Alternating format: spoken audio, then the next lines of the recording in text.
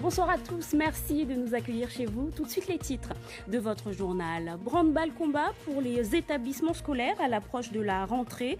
Les réunions de préparation s'enchaînent. Le recteur de Lille, Gilles Albou, était à celle du collège de Ouangani ce matin. Reportage à suivre. La découverte du soir suscite la curiosité du côté de la population de Amjago et interroge les historiens. Un boutre en plein milieu d'une plage dans le nord de l'île. Explication à suivre avec Darwesh Daou. Bienvenue à tous, mais avant de développer ces titres, cette information, un cluster aurait été détecté à la mairie de Pamandzi. Ces dernières 24 heures, plusieurs cas contacts auraient été invités par message à se faire dépister sans plus de précision. L'hôtel de ville devrait être désinfecté ce samedi. Le retour en classe est proche et le recteur de Lille, Gilles Albou, continue sa tournée des établissements dans le cadre de la pré-rentrée des enseignants. Ce jeudi matin, il était au collège de Ouangani où tout semble prêt pour lundi. Laini, Saïd Hachim, Bibi, Mariam Alidi et Papino, Saïdani. Cette rentrée 2020 est très attendue par les parents dont les demandes et interrogations sont nombreuses, notamment en matière de sécurité par rapport à la Covid-19.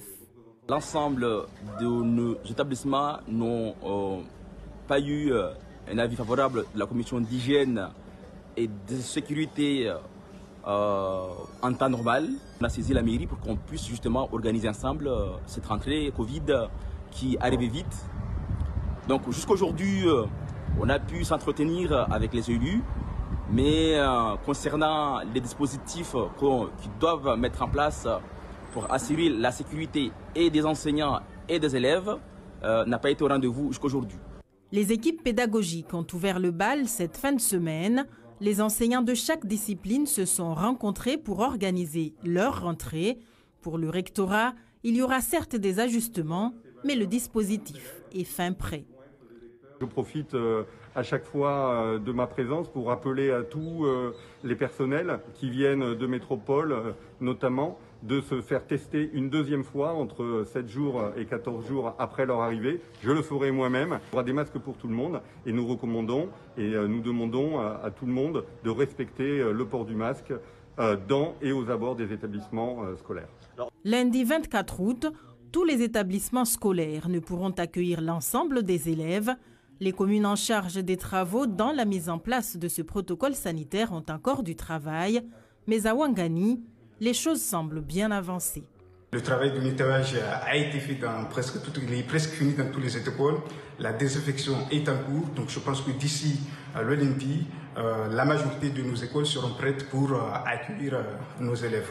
On a aussi parlé avec le recteur, on lui a exposé le problème des salles de classe qui manquent. Il en faudrait une quarantaine dans d'autres communes. On a parlé aussi de la rénovation des écoles qui existent et puis de la sécurisation de nos écoles. À 4 jours de la rentrée, c'est encore l'incertitude dans de nombreuses communes. Des reports sont déjà annoncés pour l'accueil des élèves. Et cette rentrée amène à s'interroger sur les constructions à venir alors que la surcharge des classes reste importante et que le virus circule encore sur l'île. Autre interrogation des parents notamment, y aura-t-il assez d'enseignants pour les enfants? Réponse avec Gilles Albou, toujours au micro de Sony Chamsidine et Hassadi Plazafitseheno. C'est qu'il y a un programme sur le long terme. On a des très bonnes nouvelles de ce point de vue-là, puisque pour ce qui nous concerne, nous, rectorat, nos 4 chantiers de construction de nouveaux lycées avancent très bien. On a avancé sur les 4 chantiers, celui de Longoni, celui de Koualé, celui de Chirongi, où on a choisi l'architecte, le maître d'œuvre, et dernièrement aussi sur celui de M'Sangamouji, où on a fait l'acquisition enfin du terrain. Donc ces chantiers avancent, mais c'est pour le long terme. Et sur le court terme, comme je l'ai dit, on accompagne les communes pour faire les travaux nécessaires pour que les écoles soient aux normes sanitaires.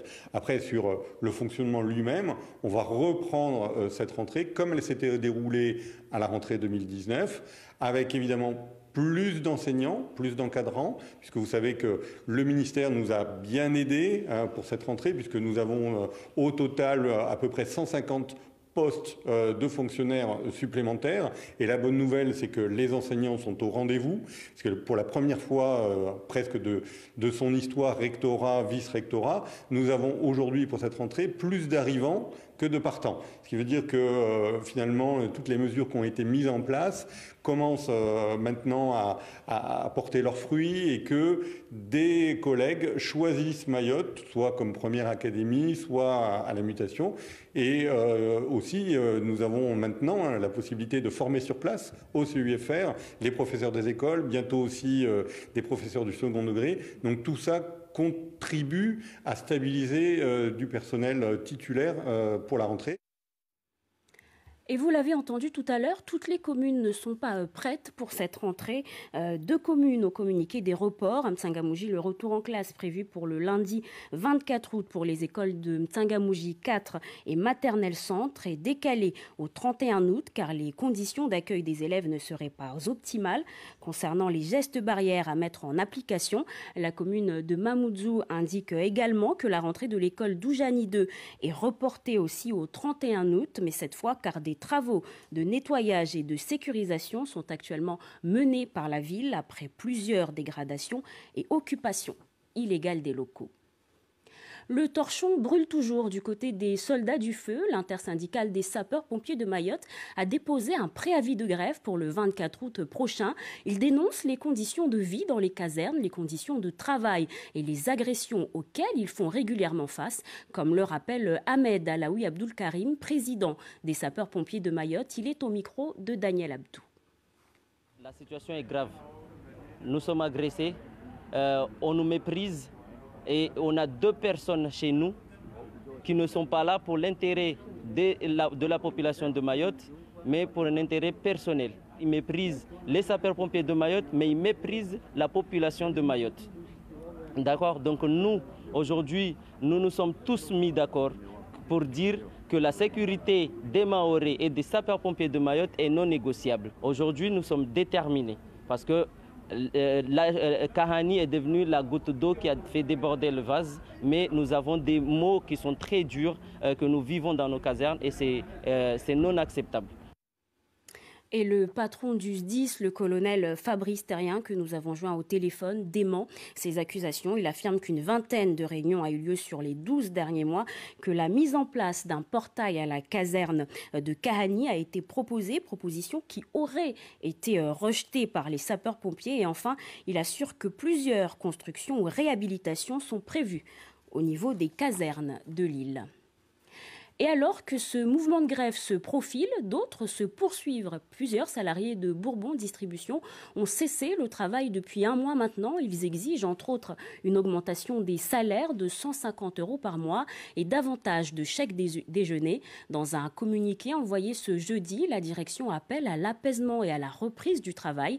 Elle informe qu'elle a proposé une augmentation de 23 € et 12 € de plus sur les titres de restaurant, précisant qu'elle ne peut aller plus loin sans mettre en péril l'avenir de l'entreprise.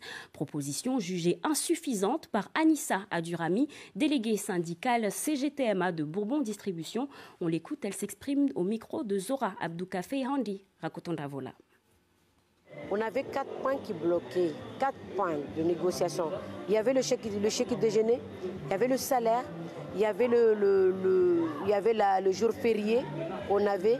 En fait, on avait tout cela et à le prix le 13e mois, il avait accepté qu'on aura le 13e mois à 100% pour tout le monde. C'est le premier point qu'il a accepté. Mais quand même, si on lui a dit qu'il y a tel point qu'on aimerait bien qu'il fasse un effort, ce n'est pas qu'on nous demande la lune, mais on lui a demandé 23 €, c'est peu. Il faut qu'il fasse un effort parce qu'on sait que le chiffre d'affaires, on le fait tout le temps. On le fait parce que Mayotte, il fait plus de rentabilité par rapport aux autres magasins qui sont à l'océan Indien. Venons-en à présent aux violences juvéniles qui gangrènent notre territoire. Une fois encore, le député Mansour Kamardine alerte sur un risque de guerre civile entre les communautés, déplorant des effectifs de police et de gendarmerie non adaptés à la population réelle. À l'agence France Presse, il confie également ce lundi qu'il manque en réalité 500 agents des forces de l'ordre dans l'île, des manquements confirmés par Djamaldine Djabiri, secrétaire départemental du syndicat SGP Police FO. Écoutons-le au micro de Zora Abdoukafé. Aucune autre circonscription de la République ne connaît une fréquence aussi élevée de violences urbaines. Et à chaque fois, les policiers répondent au présent pour limiter les dégâts. Mais limiter n'est pas éviter. Et pour éviter, il faut rompre avec cette culture du laisser-faire et cesser d'envoyer des policiers au casse-pipe sans véritable moyen. Les annonces ministérielles sur l'augmentation des effectifs n'ont pas été suivies d'effet. Nous réclamons par ailleurs une mise en place de surveillance aérienne au moyen de drones lors des événements de troubles, ce qui permettra d'apporter plus d'efficience opérationnelle à l'action policière terrestre, parce qu'aujourd'hui, les seules techniques traditionnelles en violences urbaines ne suffisent plus, surtout lorsqu'on connaît les difficultés liées aux spécificités territoriales de ces zones d'affrontement. Nous sommes le jeudi 20 août. Le nouvel an musulman a lieu cette année en France. Il s'agit de la date correspondant au premier jour de l'année dans le calendrier musulman. Mais à Mayotte, le grand cadi annonce qu'il faudra encore attendre quelques heures avant de festoyer, la lune n'ayant pas été aperçue hier. On écoute Saïd Ali Mondoa, chargé d'études, de recherche et d'éducation au Conseil cadial de Mayotte. Il est au micro de Zora Abdoukafé. Le grand cadi de Mayotte, il n'a pas vu, mais il n'y a personne aussi pour lui montrer qu'il a vu. Et aussi, on n'a pas eu des témoignages ou quelqu'un qui peut nous dire que, bon, voilà, on a vu la lune, on a observé. Tous, on a observé, mais on n'a pas vu. Tout ce qu'on voit aujourd'hui dans notre communauté, dans ce qui se passe ici à Mayotte, on voit qu'il est très important qu'on fasse beaucoup de prières, beaucoup de doigts, pour que Dieu nous épargne de tout ce qu'il y a comme épidémie, comme ce qu'on voit le corona, tout ce qu'on voit, et aussi les violences qu'on voit aujourd'hui. Tout ça, on demande à Allah qui nous préserve de tout ce mal, et aussi on demande que tout ce qui s'est passé l'année dernière, que ce soit que c'est du passé, et Inch'Allah qu'on commence une vie meilleure. On ouvre à présent une page sport. Hier soir, les Lyonnais tiraient leur révérence lors de la demi-finale de la Ligue des Champions. Battus 3-0 par le Bayern Munich, l'aventure a pris fin pour l'OL. Sans surprise, la déception fut grande du côté des supporters. On voit cela avec nos confrères de France 2. Le retour sur terre est difficile. Après 2 semaines de parenthèse enchantée, l'aventure de Lyon s'arrête aux portes de la finale. La marée rouge est passée par là. Le Bayern Munich s'impose 3-0.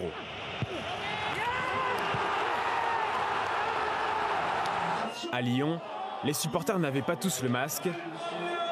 Enfin, un peu quand même. Ils ont pourtant espéré dans les premières minutes. En vain. Les Allemands étaient trop forts, mais Lyon sort la tête haute. Domination allemande, ce qui était à prévoir. Après, grosse équipe de Lyon. Malheureusement, pas assez décisive devant le but. On est déçus, mais les Allemands étaient beaucoup plus réalistes que nous. C'était un tir à un but. Pour un club comme Lyon, franchement, c'est beau. On n'espérait pas battre City déjà, encore moins la Juventus. Et on arrive jusqu'en demi-finale face au Bayern, c'est quand même exceptionnel. Pour Lyon, la Ligue des Champions s'arrête là. Maintenant, place au championnat. Mais pour l'entraîneur Rudy Garcia, la transition va être dure. C'est pas facile d'être dans le dernier carré de la Champions League, d'avoir battu la Juve, sorti City et fait 2 exploits et pas avoir été en mesure de faire le 3e et se replonger dans le championnat. Pourtant, c'est là-dessus qu'il va falloir travailler sur le plan psychologique. Surtout que Lyon ne jouera aucune Coupe d'Europe l'année prochaine. En attendant, la plupart des Lyonnais l'ont déclaré, ils soutiendront le PSG dimanche. Et peut-être que Farti Youssouf soutiendra également l'équipe française ce dimanche. À 19 ans, le footballeur mahorais, originaire de Kaweni, évolue en National 2 dans la ville de Sète. Il est actuellement en vacances sur l'île, l'occasion pour Papino Zaïdani et Bibi Mariam Alidi d'assister à un de ses entraînements au stade de Cavani.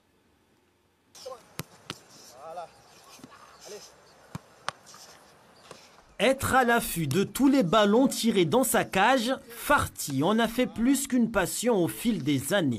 Ce matin, au stade de Cavani, l'heure est à l'entraînement pour le portier mahorais. Détecté en 2016 par la Ligue mahoraise de football, il est passé en 4 ans de la Réunion au club de Montpellier, en passant par la sélection nationale des moins de 16 ans. L'adaptation s'est passée bien, je me suis adapté avec les autres, J'ai joué championnat en tant que gardien numéro 1. On a gagné le championnat et la Coupe d'Occitanie. Quel club Castan Le Crest qui est partenaire de Montpellier. D'accord, ça c'est quelle catégorie ça U17 nationaux. Moins de 17. Ouais. D'accord. Après, il y a 2 ans, j'ai été appelé avec les U19 nationaux. C'est le championnat le plus connu de la France. Parce que dans ce championnat, je rencontre tous les clubs de Ligue 1, Ligue 2, ce qui veut dire Montpellier, Marseille, Paris. J'ai joué avec tous ces clubs en fait. Un beau parcours marqué par de bonnes prestations individuelles et des trophées remportés en équipe. Une grande satisfaction pour la Ligue de Mayotte, à l'origine de sa détection. Donc on a repéré ses qualités, donc on l'a suivi. Donc on a mis un staff technique spécialement sur les gardiens. Donc j'ai été nommé le référent auprès de la Fédération française de football pour tout ce qui est gardien de but ici à Mayotte. Donc j'ai eu la chance de côtoyer Farti et on a travaillé ensemble durement, c'était pas facile. Le projet n'est pas que sportif mais il est aussi éducatif. Donc il vient d'obtenir son bac, c'est un bien, il n'y a pas plus bien que ça. Donc on espère encore plus qu'il puisse réaliser son rêve, qui est le rêve de tout gamin de devenir professionnel. Et pour ce membre actif de la Ligue, Farti concentre toutes les qualités nécessaires pour réaliser ce rêve. Un objectif dont s'est fixé le gardien de but dans son plan de carrière, parmi lequel figure également sa scolarité. Mes ambitions, c'est de réussir au niveau des études déjà, c'est plus important. Après au niveau du foot, parce que si jamais je ne réussis pas au foot, j'ai mes études à côté, ce qui va me faire gagner ma vie. Et après, le foot, ça va vite. Je peux signer un contrat pro à tout moment. À l'âge de 25 ans, 26 ans, ça va trop vite le foot. Du coup, chaque chose a son temps en fait. C'est vraiment un rêve pour moi parce que j'ai laissé ma famille à l'âge de 15 ans. Je suis parti en métropole où c'était vraiment dur parce que je suis parti dans un environnement que je connaissais personne. J'étais nouveau, du coup c'était vraiment dur pour moi et pour m'adapter c'était vraiment compliqué et tout, etc. Une adaptation qui lui aura permis ensuite d'évoluer en tant que portier numéro 1 dans ses différents clubs. Aujourd'hui, Farti a 19 ans et sait que le meilleur reste à venir. Et pour ce faire, seule la persévérance et la détermination lui ouvriront les portes d'une grande carrière professionnelle. Et on lui souhaite bien sûr une très bonne continuation. Place maintenant à votre rubrique découverte et à ce mystère qui se cache à Amjago, dans la commune de Mtsamboro, un vieux boutre enraciné dans le sable depuis plusieurs années et qui interroge de nombreux scientifiques. Les détails avec Darwesh Daou et Assadi Razafitseheno.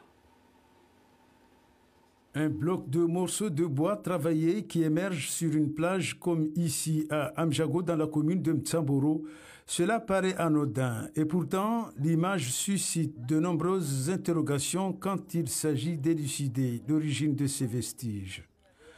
La visibilité de ces éléments plus ou moins intrigants se manifeste plus particulièrement pendant les marées basses. Pour mieux se rassurer et surtout pour crédibiliser cette découverte mystérieuse, une association a vu le jour dans le village et les choses se mettent en place naturellement. Ça nous apporte au niveau historique, au niveau culturel et on essaye de mettre ça en évidence, comme je disais tout à l'heure, pour sensibiliser la population de Amjago, de la commune de Mtsamboro et de la population de Mayotte en général, pour qu'ensemble on puisse mettre en avant tout ce qu'on a comme patrimoine. Invité sur le site, le service culturel de l'État et le musée de Mayotte pour le département entament un processus consensuel de recherche et la mise en valeur des vestiges en question. Mais des preuves tangibles doivent forcément mettre en lumière toutes les hypothèses d'une telle révélation. On est dans un océan qui est fréquenté depuis l'Antiquité, donc c'est le premier océan, l'océan Indien, à être connu comme étant un océan fréquenté. Donc avant l'arrivée des Européens, en 1498 avec l'arrivée de Vasco de Gama dans l'océan Indien, on a déjà un océan qui est déjà parcouru par les marins arabes, africains, asiatiques, etc. Donc on a déjà une activité maritime de navigation dans la zone océan Indien. Depuis l'annonce de la découverte de ce qui ressemble à une force architecturale arabo-africaine de la navigation, les spéculations n'ont cessé d'occuper les discussions sur la place publique à Amjago, notamment cet espace réservé aux sages de la célèbre localité. Personne ici ne peut vous donner une date exacte sur la présence de ce boutre. Même mes parents l'ont trouvé là, échoué sur cette plage. La seule certitude, on peut évaluer sa forme et le positionnement du mât. Même si le mystère perdure sur les origines et l'utilité de cette embarcation très ancienne, les évolutions géopolitiques et économiques n'excluent pas le positionnement stratégique de Mayotte dans cette zone très prisée du canal de Mozambique. Servait d'échanges commerciaux, d'échanges culturels. Dans le commercial, vous avez le riz, vous avez les écailles de tortue, vous avez aussi les peaux de vaches qui sont aussi très répandues en termes de vente. Mais ce qui faisait la fortune, l'essentiel de la fortune des armateurs, c'est quand même le commerce d'êtres humains. Donc les boutres ont servi à ça. C'est ça, cette réalité triste qu'il faut aussi intégrer quand on parle des boutres. On vend des êtres humains et les boutres servent à transporter ces êtres humains du continent africain vers chez nous ou de chez nous vers d'autres contrées. En attendant de connaître un jour la vraie identité et le modèle de servitude de cette embarcation décidément inexplicable, l'histoire prouve une fois de plus que Mayotte a toujours joué un grand rôle dans son environnement immédiat, voire même au-delà.